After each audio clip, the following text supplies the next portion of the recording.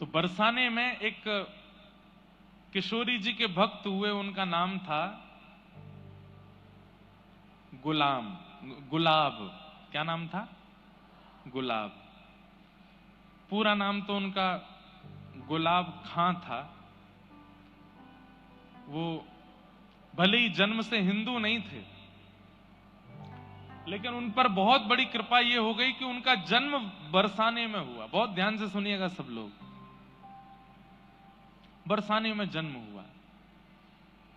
आज भी पीली पोखर के पास में उनकी समाधि है, उनका चबूतरा है गुलाब खां का। बहुत ध्यान से सुनिए सब लोग, इधर देखो। तो उनके ऊपर कृपा ये हो गई कि वो ब्रज में जन्मे थे। भले ही जन्म उनका हिंदू परिवार में नहीं हुआ, लेकिन ब्रज में जन्मे, और ब्रज में भी बरसाने में जन्मे। ब्रज में जन्म होना बहुत बड़ी बात है। फिर ब्रज में भी गोवर्धन, नंदगाम, बरसाना, वृंदावन, गोकुल में जन्म होना बहुत बड़ी बात है। उसमें भी श्री बरसाना धाम में किशोरी जी के चरणों में जन्म लेना, ये और भी बड़ी बात है। तो गुलाब खां, उनका जन्म हुआ बरसाने में। थे तो वो गैर हिंदू, लेकिन रोज जाते थे किशोरी जी की चौखट पे, क्योंकि भाई अब जहां जन्म लिया है तो वहीं से दाना पानी चलता है। हमारे यहां कहते हैं कि नाटक में भी करो ना भक्ति तो कभी कभी असली हो जाती है। तो गुलाब रोज जाते थे श्री जी के मंदिर में। संगीत के थोड़े निपुण थे, सारंगी बजानी उनको आती थी।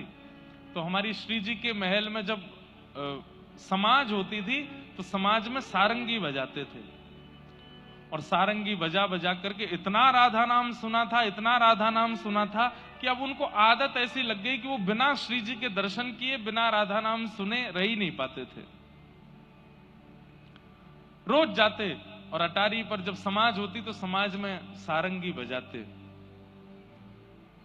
उनका ब्याह आदि हो गया, और ब्याह के बाद एक लाली ने जन्म लिया।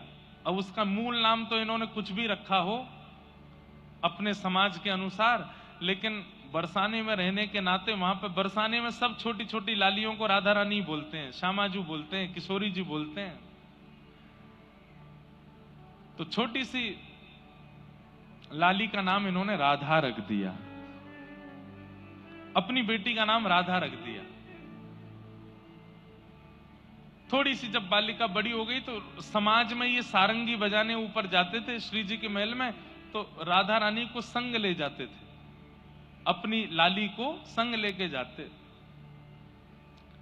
और वहां वो लाली क्या करती, जब समाज होती, करताल बजती, मृदंग बजती, राधा राधा नाम की ध्वनि होती, तो इनकी लाली वहां नृत्य करती थी। और ये अपनी लाली को देख के इतने सिहाते थे, इतने खुश होते थे, और रज रज करके सारंगी बजाते। इनकी लाली घूम घूम करके नृत्य करती श्री जी के महल में। समय चलता रहा, चलते चलते चलते एक समय आया, लाली थोड़ी बड़ी हो गई। अब बड़ी होकर के वो लाली जब नृत्य करती तो वहां के सब गोस्वामी समाज, सब लोग गुलाब जी को स्नेह देते थे। सबने कही, अरे भैया गुलाब, अब लाली तेरी या की उम्र है गई है, या को ब्याह कर दे। तो ये बात सुनकर के गुलाब जी बड़े बेचैन हो जाते कि मैं बेटी का ब्याह कर दूंगा तो फिर मैं किसके सहारे जीऊंगा। अच्छा, ये और लीला हुई थी कि जब इनकी बेटी ने जन्म लिया तो इनकी पत्नी पधार चुकी थी, केवल घर में पिता और पुत्री ही रहते थे। बहुत ध्यान से सुनो, किशोरी जी की कैसी कृपा। नित्य अपनी बेटी को देखते और वो नृत्य करती। सब लोगों ने कहा लाली का ब्याह कर दो, तो गुलाब जी और तो कोई बहाना नहीं देते, एक ही बहाना देते, मुझ पर व्यवस्था नहीं है, कैसे ब्याह करूं। ब्याह करने के लिए तो थोड़ी व्यवस्था होनी चाहिए। तो दो चार धनी मानी लोगों ने, बरसाने के कुछ वैष्णवों ने, ब्रजवासियों ने कही, हम सहायता कर देंगे, तुम ब्याह करो अपनी लाली का, इसका भी घर बस जाए। तो सबके ज्यादा कहने से गुलाब जी सबकी बात मान गए, और पास के एक गांव के बालक से अपनी बेटी का ब्याह कर दिया। मन तो भारी हो रहा था, लेकिन जैसे ही बेटी विदा होकर के गई तो ये इतने बेचैन हो गए, इतने बेचैन हो गए कि पुत्री के बगैर अब कैसे रहूं। पुत्री का नाम क्या था? राधा। तो भक्ति जब आनंद में की जाती है, सुख में की जाती है, उसका प्रभाव इतना नहीं होता, लेकिन भक्ति जब विरह में की जाती है तो उसका प्रभाव लाख गुना ज्यादा हो जाता है।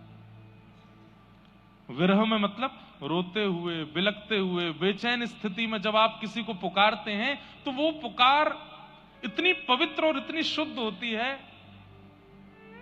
इसलिए आप हनुमान चालीसा का नित्य पाठ करते हो, आपने अनुभव किया होगा। जो लोग रोज हनुमान चालीसा करते हैं, कैसे करते हैं? जय हनुमान ज्ञान गुण सागर जगत स्तुति लोक उजागर नाम दो बलनाम अंजन पुत्र नाम महावीर गोविंद और सुमत के कौन राष्ट्र कारण गुण से कैसा। कई लोग तो इसी बीच में हाथ बजो ध्वजा विराज कांध मुंजन ऊंचाई संघर्ष मन की नंदन बता महाजगवंदन विद्यावान गुणी अति चातुर नाम काज करे को तो प्रभु चरित्र सुनवे को रसिया राम लगो। इशारे में सब बता भी देते हैं, रोज करने वाले। लेकिन जैसे ही उनके जीवन में संकट आता है, उस दिन हनुमान चालीसा कैसी होगी? जय हनुमान ज्ञान गुण सागर जय कपीस तिहु। ए भाई 10 मिनट मुझको कोई नहीं छेड़ना, मैं हनुमान जी की आराधना कर रहा हूं। क्यों? क्योंकि पीड़ा में, संकट में, व्यक्ति जब संकट में होता है, पीड़ा में होता है, विपत्ति में होता है, तो उसकी स्मृति, उसका भजन अति पवित्र हो जाता है। बालक अपने माता पिता से भले सीधे मुंह बात नहीं करेगा, लेकिन जब बालक के जीवन में संकट आ जाता है तो रात में जाएगा मां के पास, मां आप बताओ ना मैं क्या करूं, मां मुझे अपने पास ही सुला लो। बोले अच्छा, अब तो तू इतने साल से तो सोया नहीं मेरे पास, अब मेरे पास मेरी बड़ी याद आ रही तेरे को। संकट में, विपत्ति में, पीड़ा में प्रेम पवित्र हो जाता है, आराधना पवित्र हो जाती है। तो आज तक तो राधा राधा बोलते थे क्योंकि बेटी का नाम राधा है, लेकिन वही बेटी अब जब ससुराल चली गई तो गुलाब खां की स्थिति ऐसी हो गई, अब विरह में पुकारने लगे, राधा राधा मेरी राधा। ऐसे पुकारने लगे कि निकुंज में बैठी हुई निकुंजेश्वरी श्री राधा रानी व्याकुल हो गई, उठकर के सिंहासन से जाने लगी। ललता विशाखा ने कहा, कहां जा रही हैं स्वामिनी जी? राधा रानी बोली, मेरा भक्त मुझे बुला रहा। बोले आपको नहीं बुला रहा है, अपनी बेटी को बुला रहा है। किशोरी जी बोली, इसकी बेटी का नाम राधा कितने साल पहले रखा गया? बोले 18 साल पहले। और मेरा नाम राधा कितने साल पहले? बोले 5000 साल पहले। तो बोले किसका नाम है राधा? बोले मेरा नाम है। बोले भले ही कुभाव से पुकार रहा है, मैं तो जाऊंगी। ऐसी हमारी किशोरी जी बड़ी भोली हैं, बड़ी सीधी हैं, बड़ी करुणामयी हैं। ललिता विशाखा बोली, अरे स्वामिनी जी आपको नहीं बुला रहा है, वो अपनी बेटी को बुला रहा है। बोले कुछ भी हो, राधा नाम मेरा है, मैं तो जाऊंगी। और स्थिति ये हुई कि गुलाब खां इतना बेचैन हो गया अपनी बेटी की याद में कि तुरंत बरसाने से निकल करके उसके गांव जाने लगा। तभी किशोरी जी उसकी बेटी का रूप धारण करके बीच मार्ग में आ गई और आकर के कहा, पिताजी। अरे बेटी तुरंत दौड़ करके अपने हृदय से लगाया। आज जैसे ही अपनी पुत्री को हृदय से लगाया तो ऐसी अनुभूति उसको जीवन में कभी नहीं हुई जैसी आज हो रही है, क्योंकि किशोरी जी हैं, लाली नहीं है उसकी। पिताजी इतनी धूप हो रही है, इतनी गर्मी हो रही है, आपको प्यास लगी होगी। तुरंत अपना पानी जल लेकर के आई किशोरी जी, पिला दिया। पिताजी एक बात आपको समझाऊं। अब देखो किशोरी जी ये नहीं चाहती कि ये बरसाना छोड़ करके जाएं कहीं भी, तो क्या बोली, पिताजी आप रोज रोज मेरी ससुराल आओगे तो ससुराल वाले मुझे बहुत कष्ट देंगे। बोले कैसा पिता है तेरा, रोज आ जाता है, रोज यहीं आ जाता है, इसलिए पिताजी आप मत आया करो। मैं आपको वचन दे देती हूं, जब आप ऊंचे स्वर में करुण होकर के मुझे पुकारोगे, राधा राधा राधा मेरी लाली राधा, मैं तुरंत आ जाया करूंगी, मैं आ जाया करूंगी। अब गुलाब खां के लिए किशोरी जी नहीं बोल रही हैं, गुलाब खां को तो अपनी बेटी दिख रही है। बोले मेरी बेटी कह रही है, अच्छा लाली तू आ जाएगी? बोले हाँ। और वही होता, गुलाब खां जब जब पुकारते किशोरी जी पुत्री का रूप धारण करके आ जाती और आकर के बैठ जाती उनके पास। सोचिए, ना यज्ञ है, ना अनुष्ठान है, ना किसी भी प्रकार का कोई तप है गुलाब के जीवन में, केवल और केवल विरह भाव से करुण भाव की पुकार है।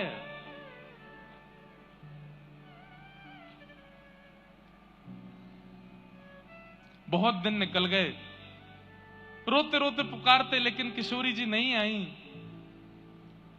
तो जब पुत्री नहीं आई तो मन में सोचने लगे, मुझसे तो मना कर दिया कि मेरे ससुराल आना नहीं, और आप पुकारोगे तो मैं आ जाऊंगी, अब इतने दिन से बुला रहा हूं आ नहीं रही है।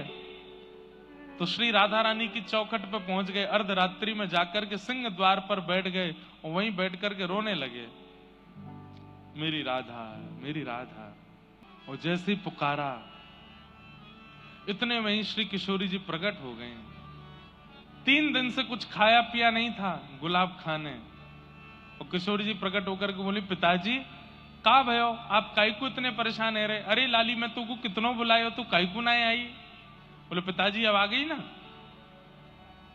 बोले पिताजी बहुत दिन हो गए, आपने सारंगी नहीं बजाई, अब एक सारंगी बजाओ, मैं नृत्य करूंगी। अर्धरात्रि का समय, तुरंत गुलाब खां सारंगी लेकर के आए, बजाने लगे। और छोटी सी उस आंगन में किशोरी जी ही राधा का रूप धारण करके, मतलब उनकी पुत्री का रूप धारण करके नृत्य कर रही हैं, और श्री गुलाब खां सारंगी बजा रहे हैं। आज इतने दिनों बाद गुलाब खां जी ने फिर से सारंगी बजाई और श्री राधा उनकी पुत्री के रूप में किशोरी जी नृत्य कर रही हैं।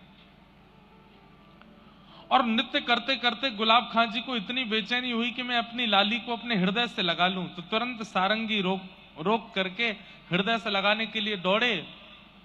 उसी समय मंगला का समय हो गया। किशोरी जी के महल वृषभानु नंदिनी श्री बरसाने में मंगला का समय था। तो किशोरी जी नृत्य करते करते मंदिर की ओर दौड़ी, पीछे पीछे गुलाब खां भी जा रहे हैं।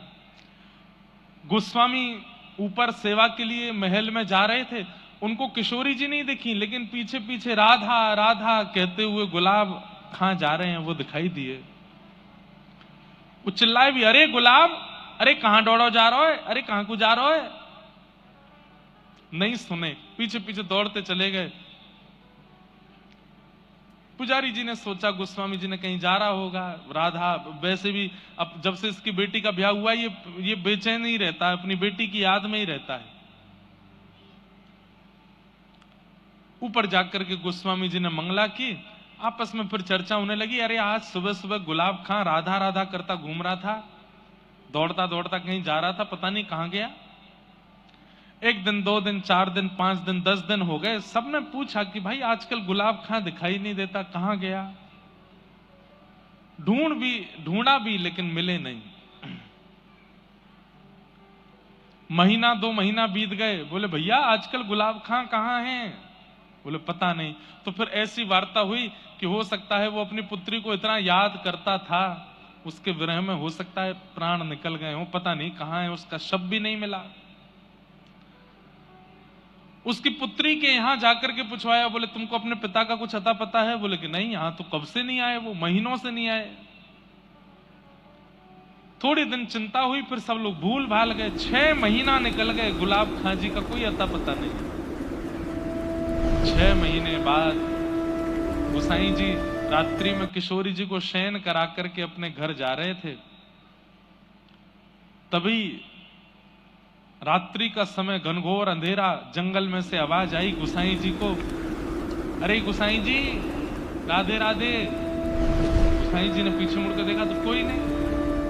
बोले कौन है भैया, कौन राधे राधे कर रहा हो? बोले अरे मैं हूं तुम्हारो गुलाब। बोले गुलाब कहां है भैया तू? बोले मैं यहां हूं, इधर देखो। तो देखा तो एक निकुंज में एक झाड़ी के अंदर बैठे थे। बोले गुलाब तेरी तो भैया पूरे बरसाने में ऐसी चर्चा भई कि तू तो पधार गए हो, तू तो मर गए हो, तू यहां कैसे? तब उन्होंने पूरा वृत्तांत बताया। बोले कि मेरी मृत्यु नहीं हुई, 6 महीने पहले रात्रि में किशोरी जी ने सारंगी बजवाई और मेरी पुत्री का रूप धारण करके इतने दिनों तक किशोरी जी मिलती रही मुझसे। मैं उनको अपने हृदय से लगाने के लिए पीछे दौड़ा, निकुंज में प्रवेश कर गई और मुझे भी निकुंज में बुला लिया। मैं मरा नहीं हूं, मैं कोई भूत प्रेत नहीं बना हूं, मेरे प्राण नहीं निकले हैं। किशोरी जी ने अब मुझको निकुंज में सारंगी की सेवा दे दी है, मैं निकुंज में पहुंच गया हूं और मेरा एक नाम रख दियो है। बोले कहा? बोले मेरो नाम रख दियो गुलाब सखी, गुलाब सखी है गई हूं सुबह। और इतना कहकर के वो अंतर ध्यान हो गए। सुबह पुजारी जी ने ये बात सब गोस्वामियों को बताई, बरसाने के लोगों को बताई। और आज भी बरसाने में वहीं पीली पोखर के पास गुलाब सखी जी का चबूतरा है। समाधि नहीं है उनकी, क्योंकि उनका देह तो मिला नहीं, केवल वहां वो गुसाई जी को दिखे थे, इसलिए यह माना जाता है कि वो यहीं कुंज निकुंजों में प्रविष्ट हो गए।